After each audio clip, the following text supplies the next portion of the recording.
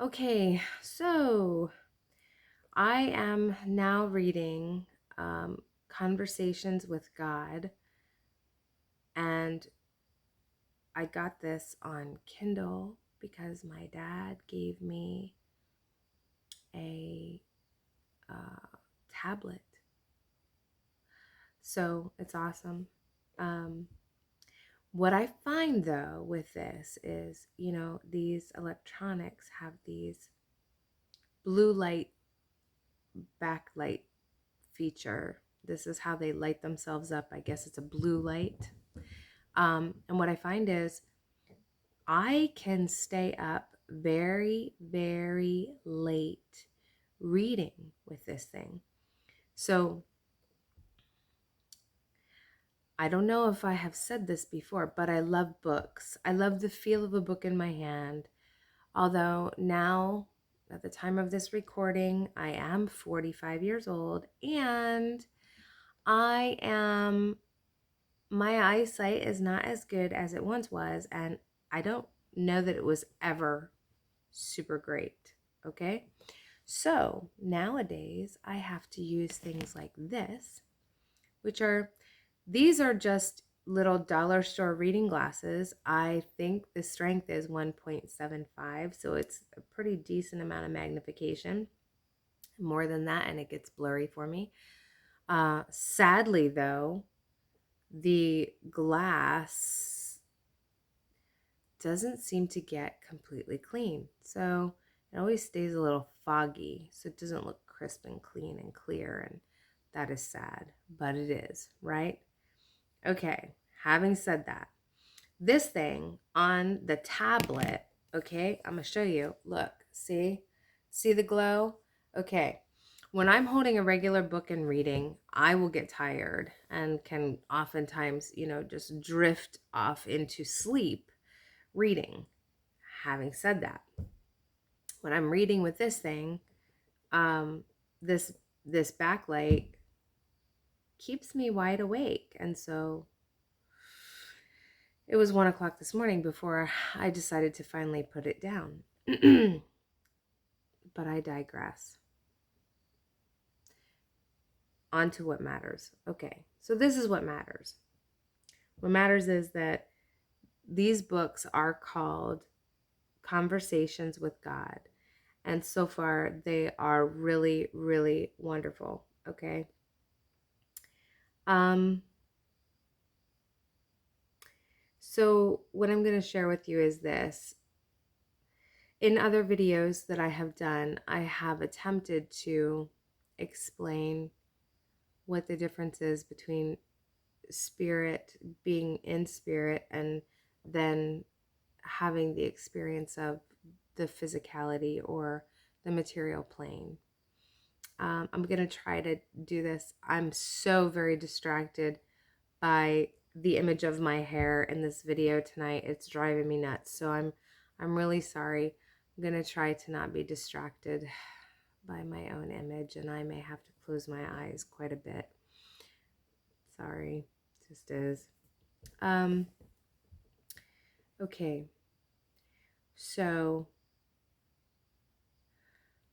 this speaks of how we what's really funny is that God, okay, in this book says, this is really funny, I'm going to use your children of God mythological model as basis for discussion. And I love that because everything, everything is a name, everything is a label. Nothing is what we think it is. Because nothing that we think is real is real. Nothing that we think is real. Only what we truly are is real. It's interesting.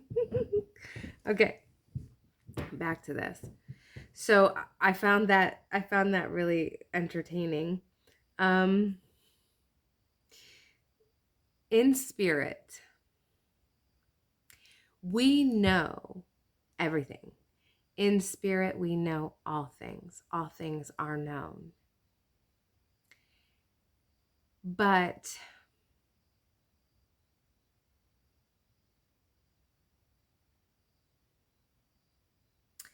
this says it this way.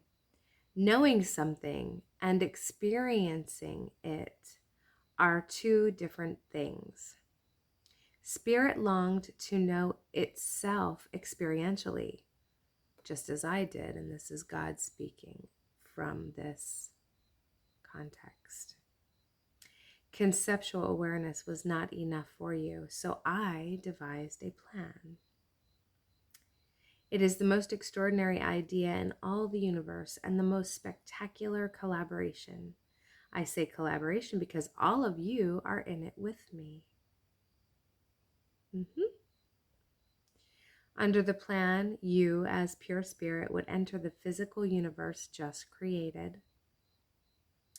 This is because physicality is the only way to know experientially what you know conceptually.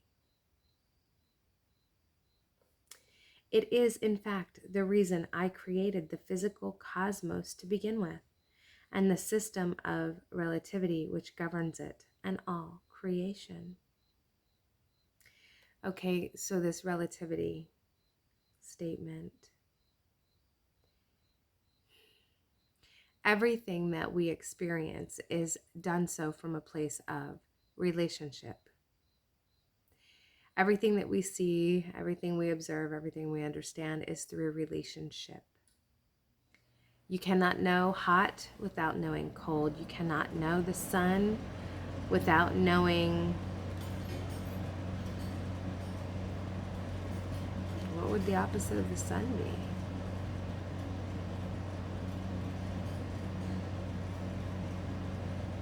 I'm seeing the ocean, but I'm not sure about that.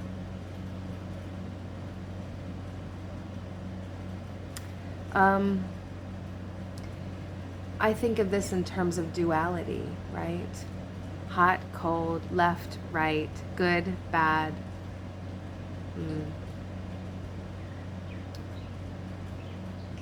Right. All these labels are because of something in relationship to something else. So it is because you know what it is to be hungry, you know what it is to be full. Or sun or rain, right? It's a sunny day or it's a rainy day. How do you appreciate a sunny day? You appreciate a sunny day because you've experienced a rainy day.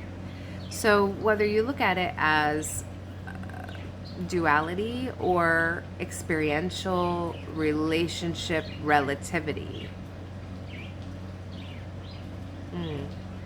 but it's all about that, right? Okay.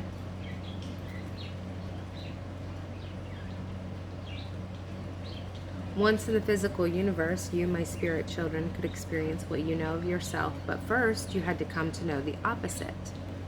Okay, that's what I just said, right? To explain this simplistically, you cannot know yourself as tall unless and until you become aware of short. Okay, it's reiterating what we've already discussed. Okay. This part's really interesting because it says, taken to ultimate logic, you cannot experience yourself as what you are until you've encountered what you are not. Yes. This is the purpose of the theory of relativity and all physical life. It is by that which you are not that you yourself are defined. Now, in the case of the ultimate knowing, in the case of knowing yourself as the creator, you cannot experience yourself as creator unless and until you create. And you cannot create yourself until you uncreate yourself, in a sense. You have to first not be in order to be. Okay, that gets a little confusing. What that is talking about is what I have stated in other videos where we had to forget who we were as a divine point of attention, or as a point of attention of God, the child of God. As the child of God, I am a divine point of attention of God. But I had to forget that in order to have this experience. And I've explained this from an energetic level before. And what I said from the energetic level, and I will hearken back to this because all things are energy and fluctuating and resonating at a certain frequency of energy, okay? The law of attraction is all about this. So we, in our divine form, as aspects of God, as the children of God, we are pure love, as God is pure love, okay? So we naturally and always will gravitate to that which is like us, like our true selves, and that is love. So in order to have an experience that is other than love, we had to forget that we were love. So in order to have an experience of something different than what we already knew,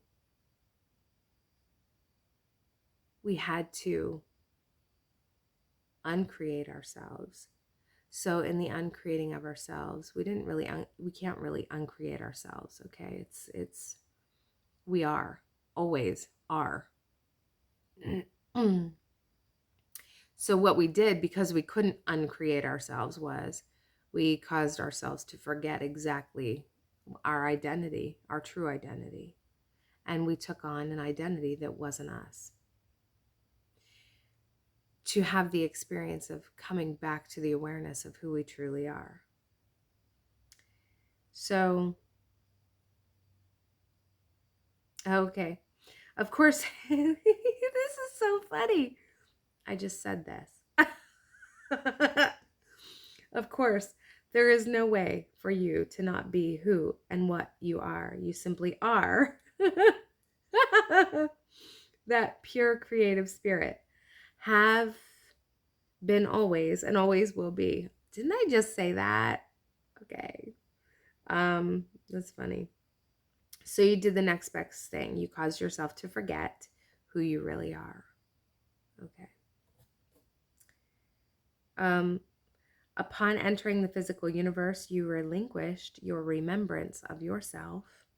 This allows you to choose to be who you are rather than simply wake up in the castle, so to speak. And again, I'm going to say it the way is comfortable for me and makes the most sense for me, and that is, if we did not first forget who we were, we would simply do, act, be that love that we are. And this experience then would not be possible. So that's where the choosing comes in. Right, and I did say that in another video. We only have a choice because we have forgotten who we are. The true self, who we really are, would never choose anything but love. So we had to forget that aspect. We had to forget that we were that pure love in order to be able to even choose anything that wasn't love. I'm not sure. I'm really sorry that I'm not sure which video that is. I'm sorry about that. There were at least one or two that I think I mentioned that in.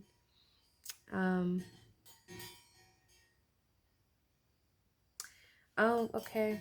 Well, okay. So, and it says that here too.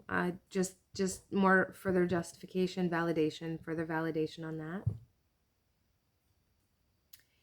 It is an act of choosing to be rather than simply being told that you are a part of God, that you experience yourself as being at total choice, which is what by definition God is. Yet how can you have a choice about something over which there is no choice? And that's true. You know, there would be no choice.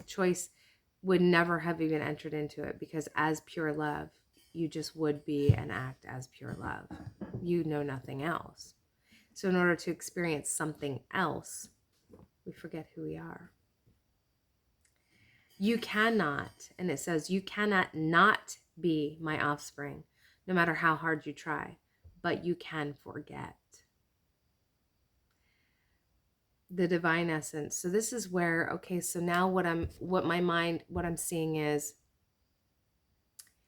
put that away. Sorry about that. My ego is working really overtime right there. So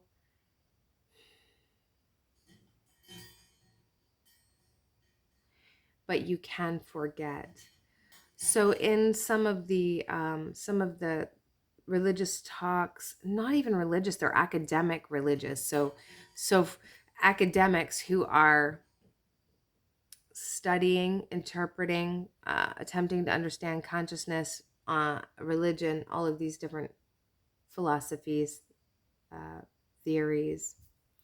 So sometimes they'll say that there are different aspects. There is the soul aspect, and then there's another and another. And this is how it makes sense to me. Okay, so spirit and soul. So sometimes in certain contexts, they will divide it, and spirit is one thing and soul is another thing. And these are labels, but here we go to help us understand. So here it's saying you can never be anything but my offspring. You can never be anything but pure love. However, you can forget. So there's that separation. And it's really not a separation. It's just a forgetting. It's like saying, I said this to one of my clients today. When we pray, and I did get that from this text and this reading, and then, well, whatever comes out of the reading. We get inspiration from all kinds of things that we read, okay? If our intent is to truly learn and understand. And so as I was reading, I was impressed with this, and that is, I've heard many times in the Christian faith, it's said, when I was a child and even after that, and I couldn't understand it, but now I can. When we pray, I'm sorry, allergy issues. I'm going to pause for a second. Thank you for that. Okay. When we pray in the Christian faith, I've heard it said many times that we are to pray with the faith that it has already been done. That what it is that we're asking for has already been granted. Okay. We're going to take this a step further, because this text does speak to this, and it makes perfect sense. If I'm saying a prayer and I'm asking for something, I'm acknowledging or accepting or reiterating back to the universe that I don't have that thing. And it's not true. Because as children of God, we have been given everything already. Everything already. I would like to say then already, thank you so much. Thank you so much for I can't do that. I'd like to. My ego's come into play. So I wanted to say thank you so much. I can't even say it. Never mind. Had to do with Keanu Reeves and falling in love. Okay? So whoever's with Keanu Reeves right now, I'm really sorry. Not really sorry, but however grossly inappropriate that was. Okay. So, so when I say a prayer, and I can't do that because it just wouldn't be right. But when I say a prayer, I am to say it from a place of gratitude. So it is thank you if you want to say Father, if you want to say Mother. See, I say Father, Mother, Christ, however you want to say it. Thank you for this that is already there, that I already have, that is already available to me. Thank you for granting me the knowledge to know how to use this thing. Um, so coming from a place of gratitude, and as I was speaking to a client today, I said, okay, it is like this. Every potentiality that exists for us in our life is already right there. We just can't see it. It's already right there because we create the world.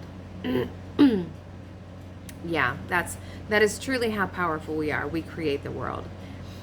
And so, the vision that I have of the future is the vision that I want for the future.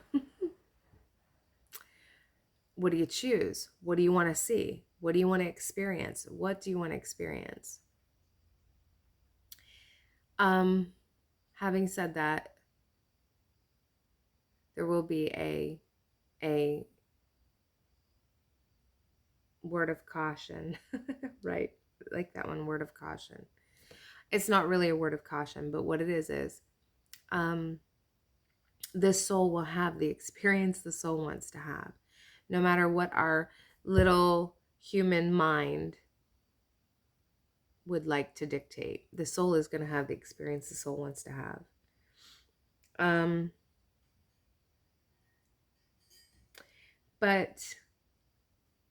But to say, I'll say this. I will say this. The way I grew up, I grew up, they would be considered very poor the way I grew up, okay? We had one, I'm not that old.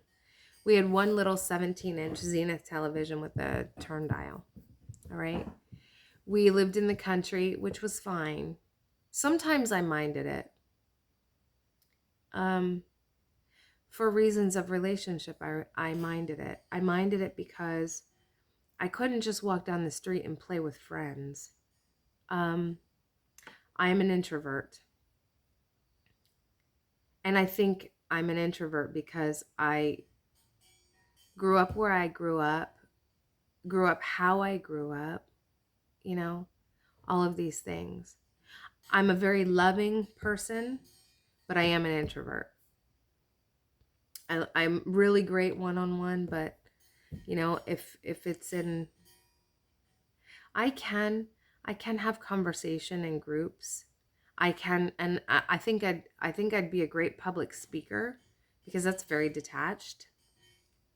But I'm not really a joiner. So anyway, where I grew up, we didn't have a lot of money. Yeah.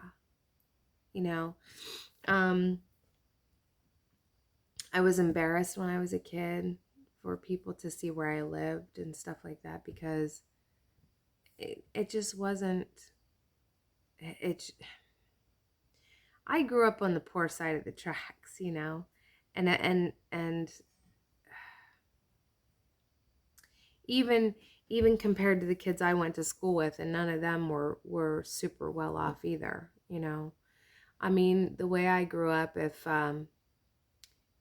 there was a family in the school district that I knew, if somebody I went to school with, if one of their parents was a doctor, they were rich. Like that was how I grew up. But so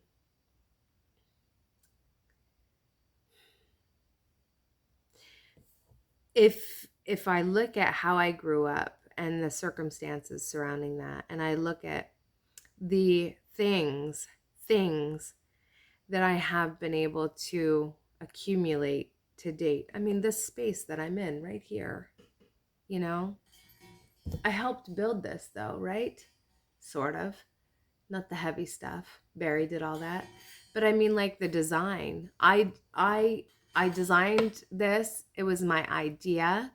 I would have to say Barry helped too, because sometimes he'd say, well, do you want this or do you want that? And I'd be like, you know what? Surprise me. Here are the things that are really important to me. And outside of that, surprise me. Okay. But So I had a hand in this, and it turned out great. When I bought this house in 2008, it was yeah, well, who cares? So maybe they're going to think it's a sin, whatever. Think it's a sin, doesn't matter. Um it was my proudest moment. My proudest moment was when I bought my house. You know, and some people say, oftentimes men say, their proudest moment was they when their children were born. And I love my children, and my children are amazing and they're wonderful, but they're really not mine. My body helped create their body, but they're not mine. They're children of God just like I am. And so to me that was that was an accomplishment of my body, but it wasn't my accomplishment. And that's how I see it. When I bought this house, it felt like my accomplishment. When this section, this master suite was done, this felt like my accomplishment. Um it because I really had to put myself into it. Um when I look at the way I grew up, it's really amazing from a psychological level that I didn't get so stuck in that mindset of lack. Um,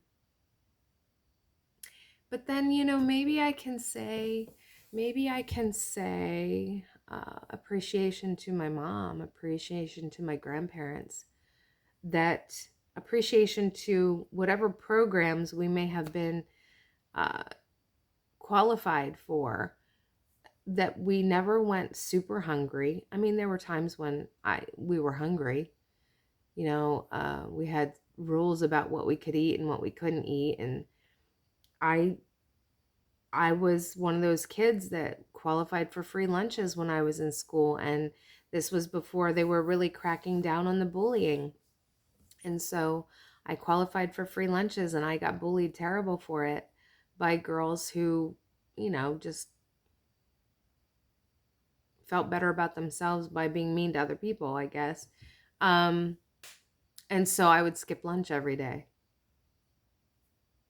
I just wouldn't even go to the cafeteria at lunchtime because I wasn't going to stand in line and get my free lunch and be criticized and ridiculed because I got free lunches. My mom didn't know that. Nobody knew that stuff. But I knew why I was doing it, and it didn't matter. It was easier for me to not go through the criticism than to not be hungry. So by the time I got home, I was starving. I was lucky if I ate breakfast. Sometimes I might have eaten like a piece of toast because I also had a super long school bus ride that made me very nauseous in the mornings if I ate much. So maybe I ate a piece of toast before I went to school, and then no lunch. And by the time I got home at 4:30, is that what? No, it was almost 4 o'clock. It was like 3:45 in the afternoon until I got off the school bus. Because there was 15 minutes left to Scooby Doo, and I happened to really like Scooby Doo, and that really sucked. But anyway, that's funny. So that is what it is. But so I was really hungry, and mom had rules about what we could and couldn't eat, because milk wasn't cheap and cereal wasn't cheap, and all of these things cost money. And my mom was a single mom with 4 kids. So at the same time, I'm still alive and I didn't starve to death, and all of these things were great experiences because, when my son says now he's hungry, I kind of laugh because I am aware that not I don't, and neither does he, know what it is to be truly hungry. There are people in the world that know what it feels like to be truly hungry, to go days, weeks without food. There are people that know what that feels like. And I'm glad that in this life, I am not one that knows what that feels like. So anyway, but it's amazing that from that place to where I am now, I'm not wealthy by any means, but I have had an experience of being very content with my life and my finances and content. I don't drive the most expensive car, nor do I have no interest to. My car gets great gas mileage. It gets 37, 38, 39, sometimes 40 miles to a gallon, and it's not a hybrid. You know, I love that. It's super cute. It's a super cute car. You know, somebody asked me one time, an ex asked me one time, he said, if you had all the money in the world, what vehicle would you be driving? And I just kind of like wrinkled up my face like this. And I looked at him and I'm like, the car I'm driving. And he said, no, really, if you had all the money in the world, what car would you be driving? And I said, I would still choose the car that I have. Because when I bought my car, I looked at the cost, I looked at the gas mileage, I looked at all these things. I looked at all kinds of makes and models and whatever. And I wanted one that wasn't gonna guzzle a bunch of gas. Because there's an environmental factor in the back of my mind about that, you know? I'm self-conscious about some things, like, and Spirit laughs. Because none of it's real. None of it's real. It's all an illusion. But I feel better. I feel better when I'm not over consuming. When I'm not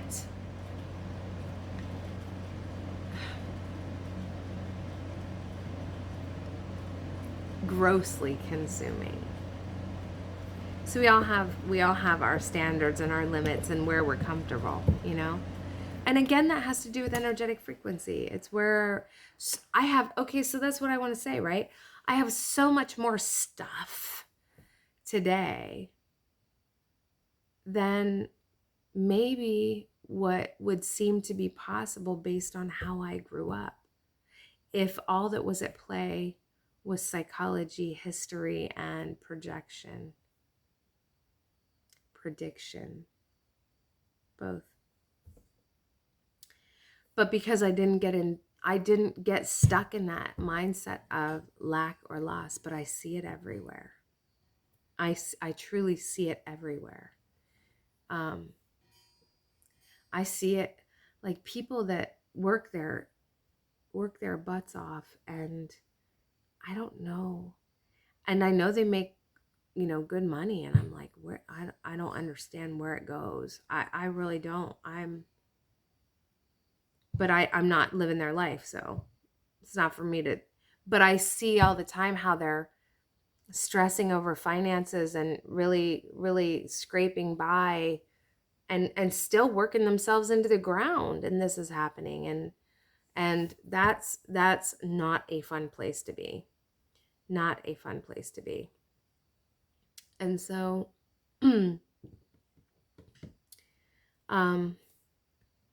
but as I told my client, all of the possibilities and potentialities that are available for our life are always there. We've been given all of it already. We just have to choose what it is that we want. That's way more complicated than it sounds. And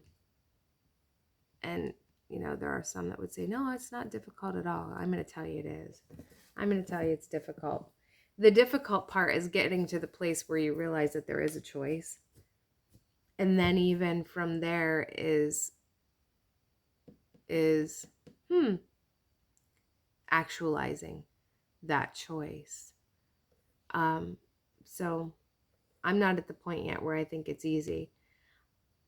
I don't think I'd want to be a millionaire anyway. I'm not a millionaire. I don't think I'd want to be a millionaire. Um, but I don't know because I haven't had that experience in this lifetime. Maybe it's something I've experienced in a past, I've already experienced in some other seeming time, and that's not for me. But hey, if somebody wanted to give me $1 million, I would take $1 million. Sure. I already know what I would do with it. And I want to say that too. There have been times when someone has said to me, if you had $1 million, what would you do with it? And I wasn't able to answer that question. And I have to tell you what is absolutely amazing is that today, if somebody was going to give me $1 million, I know exactly what I would do with it. And I have to say, thank you so much. Father, Mother, Christ, thank you so much that I know what I would do if I were gifted $1 million. I know exactly what I would do with it. I would build my community. So that is an amazing blessing.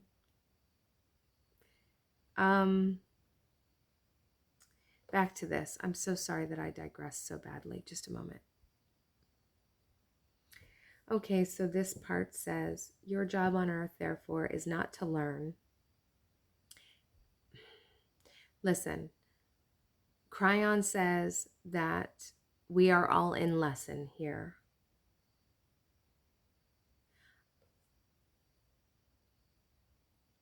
Yes.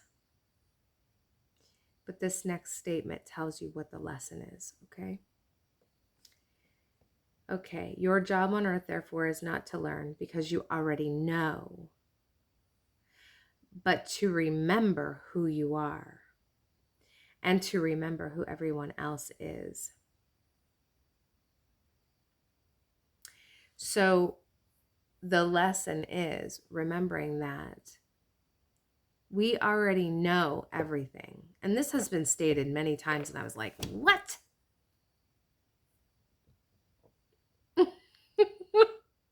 How am I screwing it up so well if I already know everything?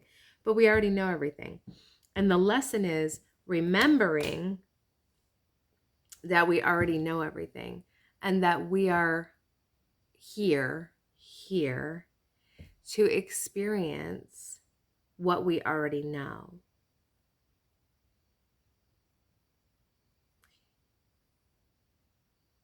Because, and again, experience is just a word.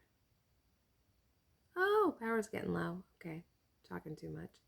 Experience is just a word.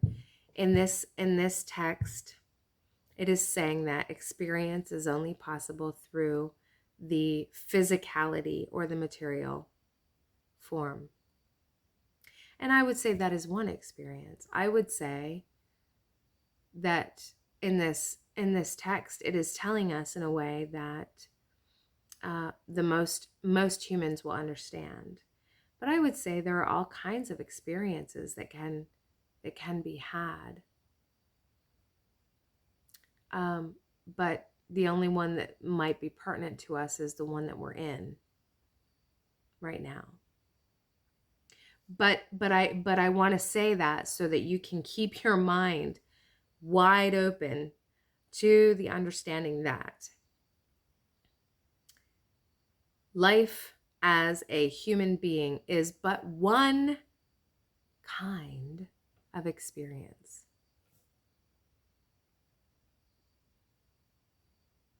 I don't even know if I would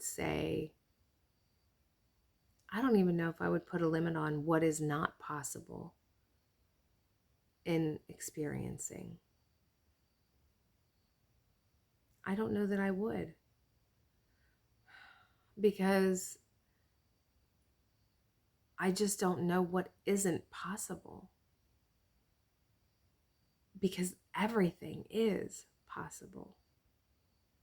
So what isn't possible? I don't know.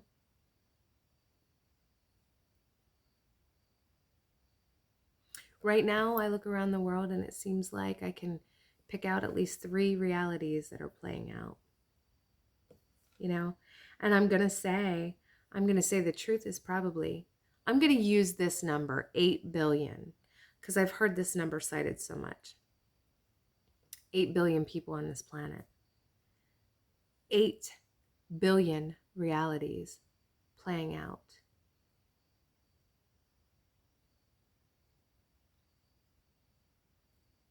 And if it's possible for 8 billion realities to be playing out at one time, in this moment, more than that.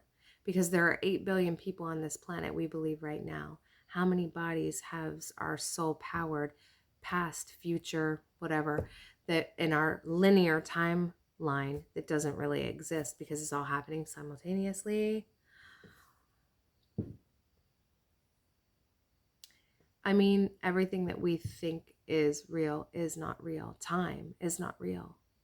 There is no time, except to say that, except to attempt to measure a space between two happenings, occurrences, which never existed anyway.